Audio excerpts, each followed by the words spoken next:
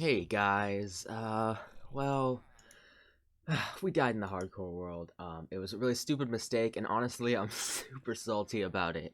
And because that world wasn't very old, I don't feel like doing another first episode of a new hardcore series again. So instead, we're just gonna pick up after about the first week of progress. This world has come along pretty cool. I was just kind of messing around, experimenting with, some experimental building techniques. Didn't necessarily work out, but it was a fun build. The first big project we're going to do in this world is actually going to be the biggest project I'll have ever done. I decided that we should make the cathedral that I was going to build in the last world in this one, since we didn't even start it in the last world. So that's what I have laid out here a little bit, is the framework of where it's going to be. We're going to go beat the Ender Dragon before we actually build up the outside of it, but what we're going to do in this episode is build up the interior of this kind of underground area where a lot of our survival stuff is going to be. So I spent quite a while hollowing this big area out. We still have a little ways to go, but then this is going to be like a big storage system with maybe a couple of farms in here and a super smelter and stuff. But yeah, let's do a little montage of us decorating the interior of this and getting an actual little kind of catacomb of sorts going underneath where the cathedral is eventually going to go. But before that, if you guys aren't subscribed, what I want you to do is just to scroll down and take a look at the subscribe button. You don't have to click it if you don't want to, but if you're already there, it would be a good time to consider whether or not you want these videos on your timeline once a week or so. And if you do, I'd really appreciate it. Anyway, let's get on with the video.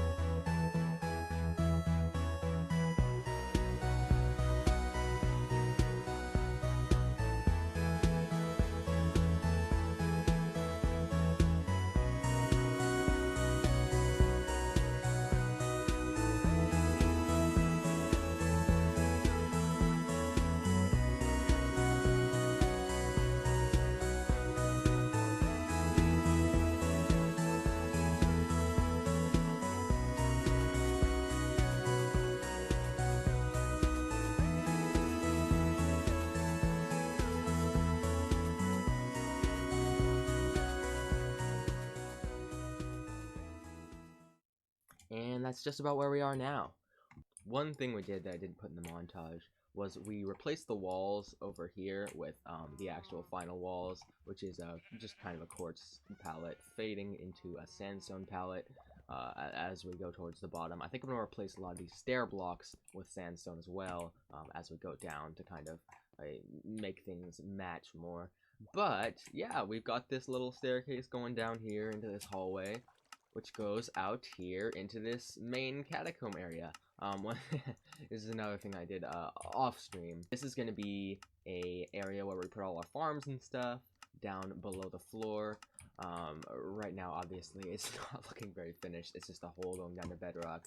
But eventually, that's going to be covered up all in white glass so that nothing can spawn. And I think we're going to do kind of a cool like void effect by having multiple layers of white stained glass going down. And yeah, it should be pretty cool. We're going to replace the floor underneath this glass with sandstone to make everything match. And then I think I'm going to extend the glass out to this floor right here just to make everything kind of match. But let me give you a little tour of what the redstone-y stuff that we've done. So as you can hear, there's this dropper sound going.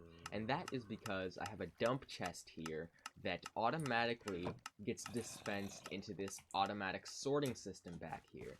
It's just this normal item filter. Basically, here's the filter hopper with this is the item we want, and these are just some trash items to clog up the hopper. And oh, yikes! Looks like we have some overflow from our andesite storage. I don't know what is going on there. Anyway, that's concerning. The items come through the water stream and bump up against this chest, which kind of aligns them half on this block here and half on this block here. So that they can be pushed by the water, but also get sucked up by the hoppers if they are the correct item. So, very cool, basic item filter system that'll kind of make my life a lot easier. We're going to have another 2 rows of chests up there, and it should be a pretty nice big item storage system. And then we're obviously going to have some lighting and stuff up there so that it's less dark in here. But this place is coming along really well. Oh, one other thing we have is a super smelter in here, hidden in the wall, which I haven't integrated very well yet. Right now I just have a hole in the wall for when I need to put stuff in there, and another hole in the wall for when I want to start it up. But yeah, it's just a bunch of furnaces in a line, with hoppers going into all of them, and powered minecart rails going over the top. Super simple, but very effective. And here in the hallway we have the output chest, which I'm going to move down a block so that it's flush with the floor. And again, we're probably going to move the floor down one block and cover it with glass so it'll match this area. But although this place isn't super polished, it's starting to come together. We still have to do this area right here, make this all integrate smoothly. And other than that, this area is pretty much done, and I'm really happy with it. And I think that's where we're gonna leave this episode.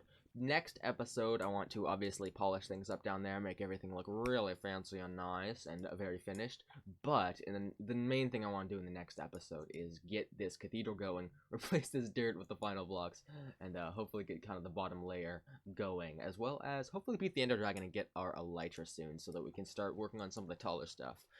Anyway, I really appreciate you guys watching. If you made it to the end of the video, I'd really appreciate it if you liked the video and subscribe if you're not already. And I'll catch you guys in the next one.